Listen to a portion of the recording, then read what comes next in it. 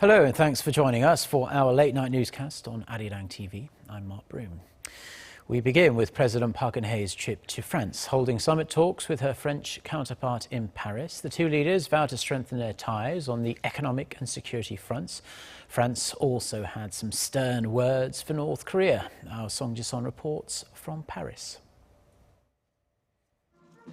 The leaders of South Korea and France have hailed their countries' relations, saying ties are stronger now than ever before. During their summit talks at the Élysée Palace in Paris, President Park Geun-hye and her French counterpart François Hollande adopted a joint communiqué aimed at reinforcing their comprehensive partnership. They said South Korea and France's growth engines for the future will be focused on the creative economy and cultural prosperity, adding the two sides will reinforce cooperation in high-tech industries. The allies also share their common stance against North Korea's nuclear ambitions.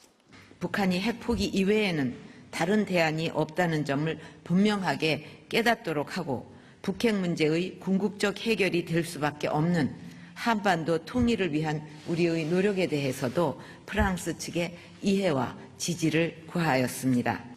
France, a permanent member of the UN Security Council and current president of the Council, reaffirmed that it was deeply opposed to North Korea's nuclear weapons program.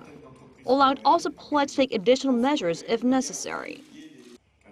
North Korea's provocations and nuclear proliferation threatens global security. As an ally of South Korea, France will always support Seoul and stand by its side. The pledge was echoed by the two presidents at a state banquet later in the evening, where the leaders again reaffirmed their commitments to denuclearize North Korea, as well as cooperation in areas such as anti-terrorism, weapons proliferation, and cyber-terrorism. On Saturday, President Park will make a stop in the southeastern city of Grenoble to see France's renewable energy development firsthand before wrapping up her state visit.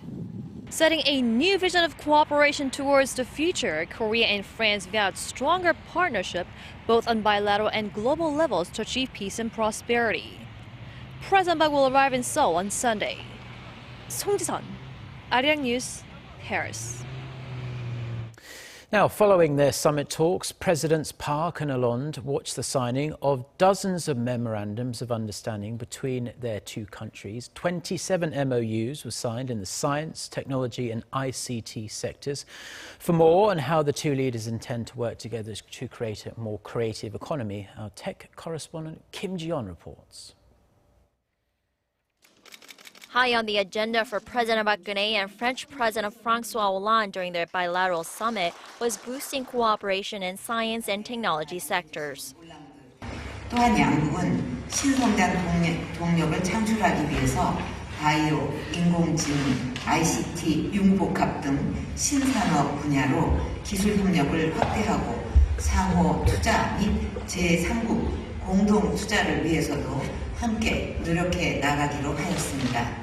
France's La France Tech policy resembles Korea's Creative Economy Initiative, which aims to create sustainable development and boost the number of high-quality jobs by developing healthy startup ecosystems. For starters, state-run institutions from the two countries are expanding their cooperation to nurture startups. The Center for Creative Economy and Innovation in Daegu signed an agreement to incubate startups in Grenoble, France, in particular young entrepreneurs engaging in the sectors of healthcare, energy, e-commerce, Internet of Things, and digital transition. The Korea Advanced Institute of Science and Technology, or KAIST, and France's École Polytechnique have agreed to expand student exchange and multiple degree programs. To celebrate the two countries' 130 years of diplomatic ties, the Korea Aerospace Research Institute and France's Space Museum in Toulouse will be opening up a joint exhibition of space satellite images and exchange commemorative stamps to mark the 130-year anniversary. The ministry says expanding cooperation with France will also open new windows of opportunities for Korean startups to advance into the European market. Already Seoul-based software company Systron International is expected to sign an agreement with France's largest state-run think tank, the National Center for Scientific Research, for joint research in the development of artificial intelligence. Kim Ji-yeon, Arirang News. Now, for an expert's perspective of the President's trip to France, we are joined by Nam Changhee, Professor of Political Science and Diplomacy at Inha University in Incheon. Thank you for joining us, Professor. Thank you for having me. Now, President Park's state visit to France was largely a reason to celebrate 130 years of diplomatic relations between Seoul and Paris.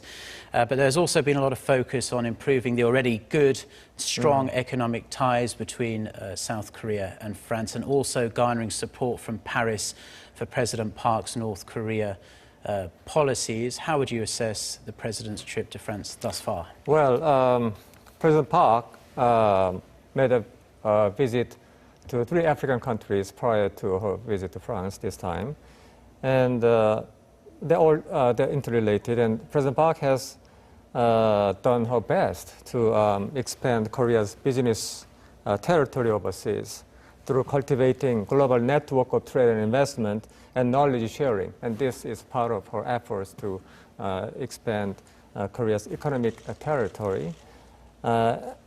President Hollande voted full support for South Korea's effort to resolve North Korea's nuclear problem. So in that regard, I think I could say it was a successful trip. Yeah, absolutely. President Hollande has always been a very strong opponent of North Korea's nuclear programs, of course. Now, one of the President's first engagements in Paris was the South Korea-France Business Forum. Do you think the deals signed there, reached at that forum, and also the ones that were agreed on in Iran and the 3 African countries that she was in prior to France, will give the domestic economy a real and much-needed shot in the arm? Oh, yeah. Well, nowadays, presidents play like a top marketing CEO of Korean business community. As we all know, the globalization is slowing industrial growth and export of South Korea. And for example, Korea's shipbuilding is in decline. And emerging economies like China is rapidly catching up the South Korean businesses. So Korea needs to pioneer new area of business opportunities, as was suggested and steered by the slogan of create economy and cultural boost. So I hope her efforts this time bear tangible fruit so that Korea somehow models through the coming economic recession, I hope. Yeah, it's very tough times, not only for South Korea, but for the entire world at the moment, the global economic slowdown. As you touched upon briefly in your last answer, one of the President's real key initiatives is her creative economy drive, and closely linked to that, of course, is ICT. As we just heard in our previous report, President Park and Francois Hollande signed dozens of MOUs to that end. How significant do you think they could end up being? Yeah, the 2 summits, the heads of the government issued a communique this time. And as you know, Korea is good at applied technology, and France is advanced in basic sciences. So the countries are complementary in a sense. So they can make great synergy effect through research and production cooperation. And to name some of the fields, they may include information communication technology and nanotechnology and bioscience and biocluster or electric and hydrogen cars. So we have a lot to cooperate with each other so that we can benefit together. Yeah, absolutely. South Korea and France are really leading the technology of the 21st century, and if they can create an even stronger alliance in that regard, that would be extremely helpful to both sides, of course. And finally, President Park heads to Grenoble later tonight, the south of France, in the foot of the French Alps. But according to her official schedule, she's only going to be there for a few hours. Why do you think she decided to make her final stop there? We believe that she's also going to take a tour around the renewable energy projects in that city. But why do you think she chose Grenoble as her last stop? It is not because that the location has the renewable energy plant, but in 1974, she spent about 6 months as a postgraduate program, probably to learn French. And in her memoir, she wrote that it was her best time in her life. Yeah. So maybe she was a bit nostalgic about her best time she had in France. Well, she speaks some French. Oh, she does. She yes. remembers French from her time there, and let's hope she can meet some old friends from her university days there. Yeah, sure. Well, thank you very much for your insights, Professor, and for coming in and spending your Saturday evening with us. My pleasure. That was Professor Nam Changhee from Inha University in Incheon, sharing his insights on the President's trip to France. And we are going to stay in France now, and President Park Geun-hye says there is still room to further expand bilateral trade and investment. She said that during a recent business forum there. For a closer look at French businesses operating in Korea, the good, the bad, and Korea's potential as a market for French investors, Hwang Ho-jun reports. More partner than competitor. Since establishing diplomatic ties with Korea in 1886, France has always found ways to renew its business presence in the country, from investing in infrastructure development to providing financial services. And with the free trade agreement between Korea and Europe in 2011, a new generation of French entrepreneurs has also been entering Korea. With almost 200 French companies operating in the Korean market, direct investment from France over the past 5 years reached around $1 billion. That makes France the 8th largest investor in Korea. There are many things that make Korea an attractive market for French companies, including digital advertising firm Criteo. The infrastructure, such as the high-speed internet, is phenomenal. The fast-changing pace and market growth also make Korea an attractive place to try out new businesses. Archimis, an audio processing company focused on improving sound quality, discovered that when they came to Korea 5 years ago. But if you come with the right product at the right time and the right price, then nothing is impossible. We are the proof of it. French entrepreneurs say there are still many opportunities for partnership between the two countries. But, as with any business relationship, there is always room to improve. It's a little bit unstable. There's too many laws, and the law change too quickly. There's many interpretation. The regulation sometimes is not very clear. The shared message from French entrepreneurs in Korea is a need for a more hospitable and predictable business environment, along with fewer regulations and a simpler legal system. The growing number of French firms entering Korea shows that companies are happy to invest in Korea. The challenge for Korea is to make sure that they will continue to do so by creating a better business climate. Hwang Ho-jun, Arirang News.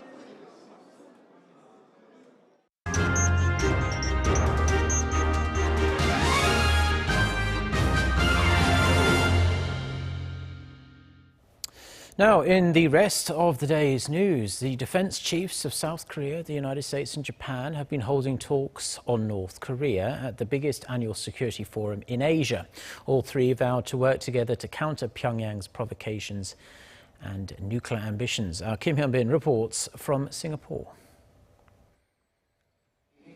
Over 35 countries and 23 defense ministers from the Asia-Pacific region are in Singapore this weekend for the 15th Shangri-La Dialogue, Asia's largest multinational security meeting. Ways to contain and ultimately denuclearize North Korea have been taking center stage at the conference.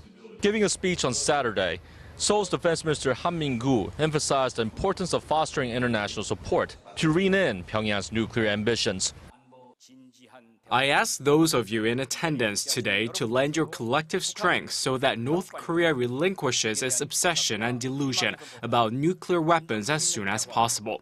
We want Pyongyang to get involved in a sincere dialogue.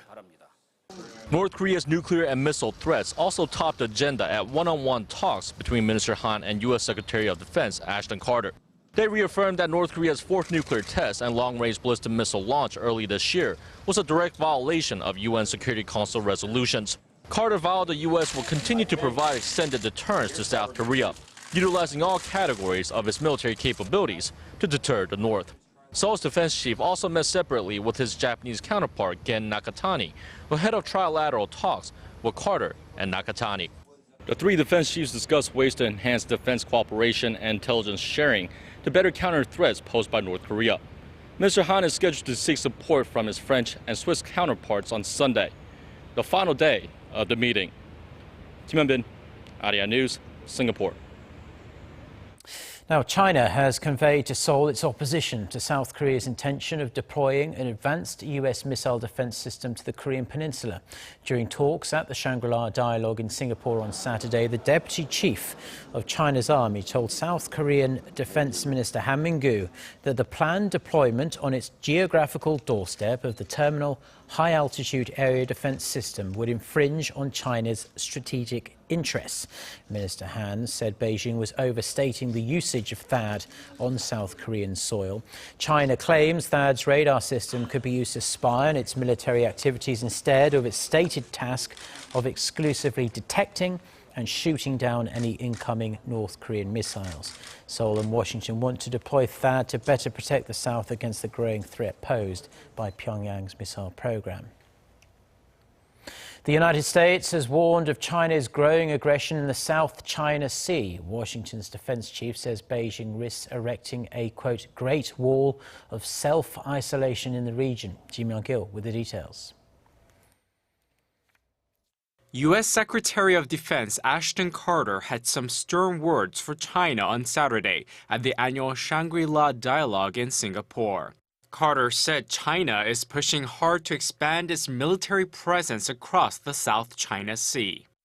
Indeed, in the South China Sea, China has taken some expansive and unprecedented actions that have generated concerns about China's strategic intentions. Carter added that countries in the region have been taking action and voicing concerns publicly and privately at the highest levels.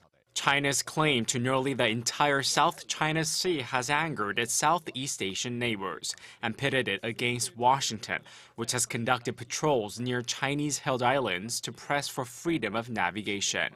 The contested waters also encompass key global shipping lanes. Carter urged Beijing to join the regional trend of engaging in dialogue with its neighbors or risk diplomatic isolation. As a result, China's actions in the South China Sea are isolating it at a time when the entire region is coming together and networking. Unfortunately, if these actions continue, China could end up erecting a great wall of self-isolation. The U.S. defense chief said Washington is willing to expand its bilateral military agreements with China to focus on risk reduction in the region, but also to build upon practical cooperation. Carter's attendance at Asia's largest security summit is part of a broader U.S. diplomatic push known as the Asia Rebalance to build and maintain Washington's alliances in the Asia-Pacific region. Kim Hyun-gil, Arirang News. Now, in domestic politics, Korea's major political parties remain locked in a bitter stalemate over which party should hold key posts within the 20th National Assembly. The three parties, the ruling Saenuri Party, the main opposition Minju Party of Korea, and the minor opposition People's Party, have been unable to agree on who should get the coveted National Assembly Speaker position. The parties also have to fill the chairmanships of various standing committees as well. Now, given the standoff, it's unclear whether lawmakers will be able to elect a Speaker by the self-imposed deadline of next Tuesday, June 7th. If they can reach an agreement on that post, it will improve the likelihood of the party smoothly electing the heads of 18 standing committees by next Thursday, June 9th. The positions need to be filled for the National Assembly to start working on new legislation.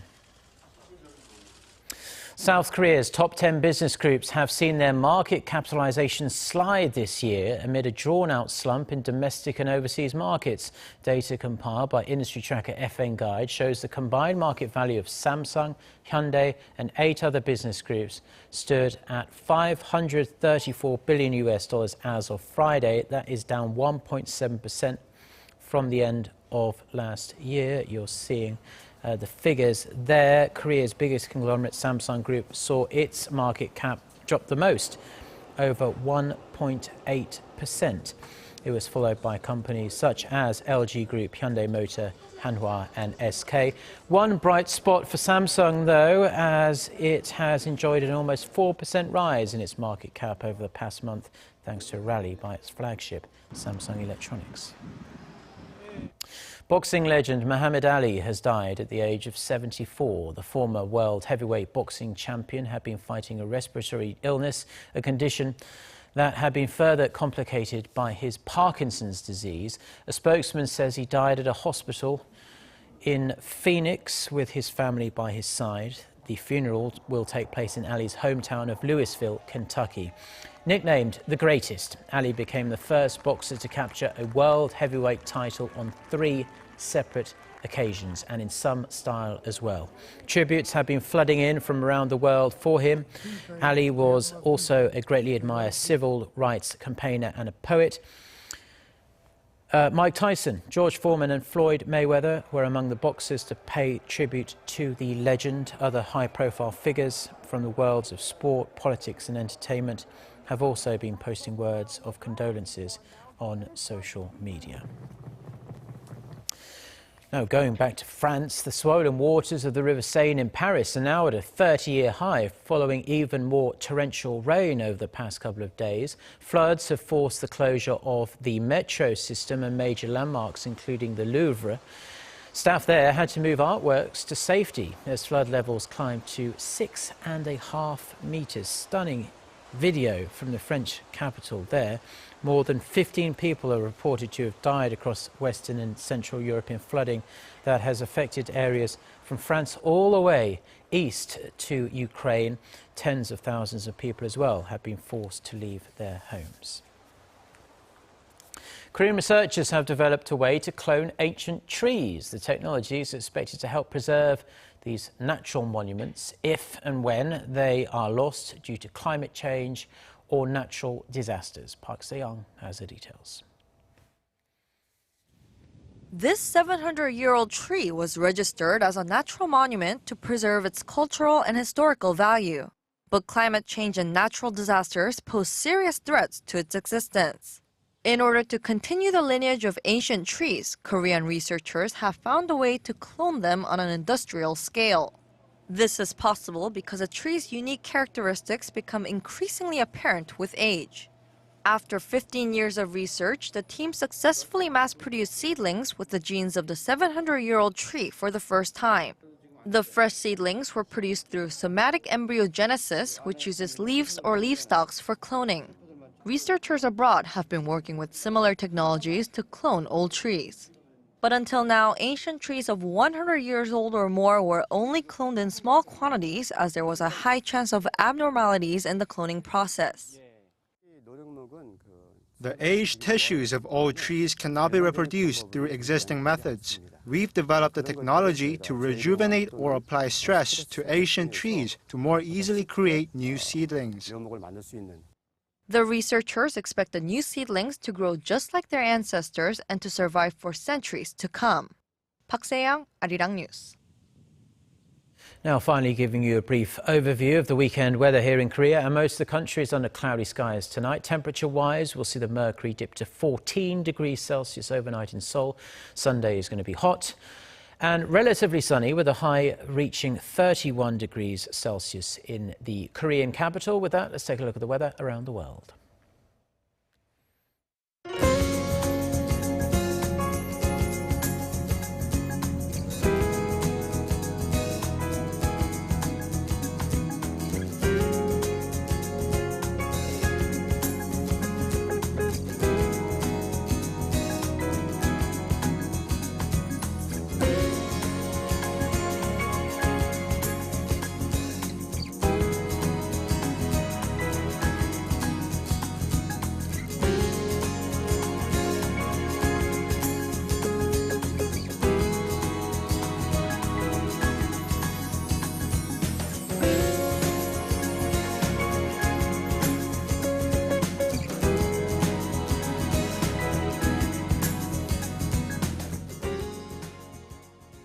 Well, those are stories we have for you at this hour. For more of the latest, don't forget to check out the website arirang.com/news. Do enjoy the rest of your weekend. Goodbye.